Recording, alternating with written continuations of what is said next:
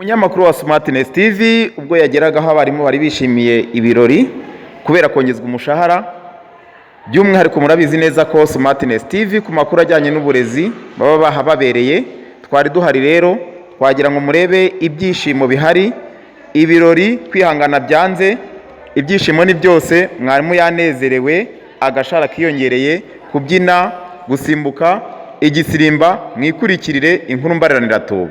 Umunyamakuru wa Smartness TV ntacyo atazabaha igihe cyose amakuru agendanye n'ibijyanye n'ibyo Smartness TV yemeje kubagezaho.